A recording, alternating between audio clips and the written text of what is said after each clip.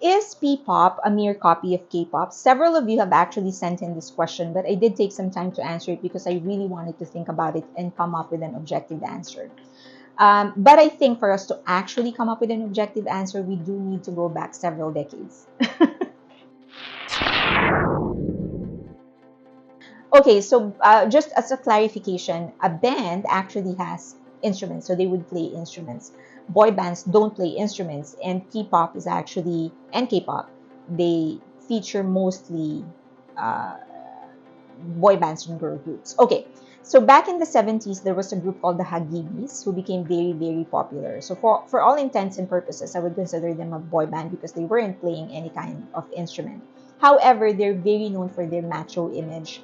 They would their outfits and their wardrobe would actually be leather jackets, so sleeveless, so that they could show their guns. So very, very macho, traditional Filipino, and that's as you know, not very K-pop.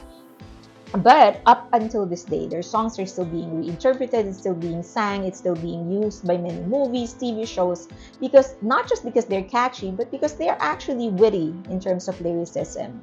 Then there was the Apo Hiking Society and the VST and Company. They're not really dancers, but they did sang a lot of and penned a lot of danceable music. They were mostly made up of guys. I think their songs really represent what Filipino music is. They were heavily centered on witty lyricism, substantial messaging.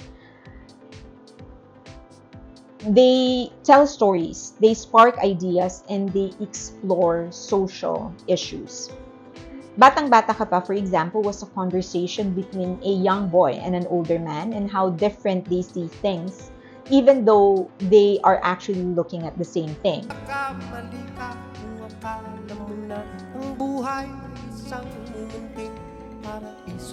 So very, very interesting. It's like a conversation, and it's it's so witty on how they presented a different point of view.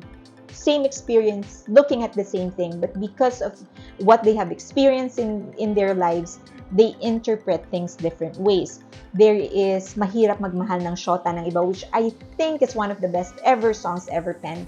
And it talks about the struggles of how the things that you go through when you fall in love with somebody who's already committed.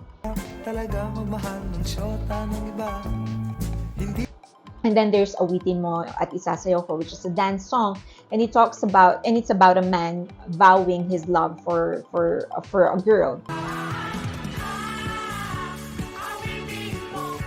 They did very little dancing, but as I've said, they're made up of guys and they created a lot of danceable songs. They also barely wore makeup. And again, like Hagibis, although not so much, they were still very much packaged as traditional Filipino man, very alpha in their presentation. But their songs were timeless, still being sang and being reinterpreted today. Not to be left behind, we did have girl groups. So we had Banavana, Fruitcake, but this was, I think, 2000s already or 90s. So we had Banavana, Fruitcake, Sex Bomb. The most popular and the most successful was actually Sex Bomb. They weren't really singing. They were actually dancers, but they did come up with, they released several dance albums and all of them were successful. So by late 2000, K-pop started penetrating the Philippines together with K-drama, and that inspired Viva Entertainment, which is a talent management company and also a production company, to come up with a sub-label with the intention of producing P-pop groups. So that they actually called this the sub-label P-pop, and I think that was the very first time it was ever used, P-pop. So they launched 3 groups. There was Pop Girls, XLR8, and RPM. They were, okay, but they weren't really like experiencing tremendous commercial success. However, it did inspire other companies to continue producing girl groups and boy bands. We even had our very own version of AKB48, which was the MNL 848, but they were mostly singing the Filipino version of AKB48's Japanese songs. The real breakthrough happened with SB19. So with their single Go Up, that was it. That was and they remain to be the best and the most popular boy band in the Philippines. And so their mainstream success sort of increased the awareness and acceptance to P-pop and the culture, the new culture that they're introducing. So from there, other groups followed. You have Alamat, First One, BGYO, Beanie, and many, many, many others. So, like K-pop groups, P-pop groups are actually produced and formed by entertainment companies. Some of them are actually even Korean companies. K-pop groups, they go through training. So it's not just in dancing and singing, but they also do acting, how to project in the camera, how to behave in interviews, and all of those stuff. So again, very much a Korean template. They're assigned roles in the groups. There's the leader, the main dancer, the main singer. Again, a Korean template. We even adopted some Korean terminology, so we call a comeback for each time a group starts a new set or a new era of promotion.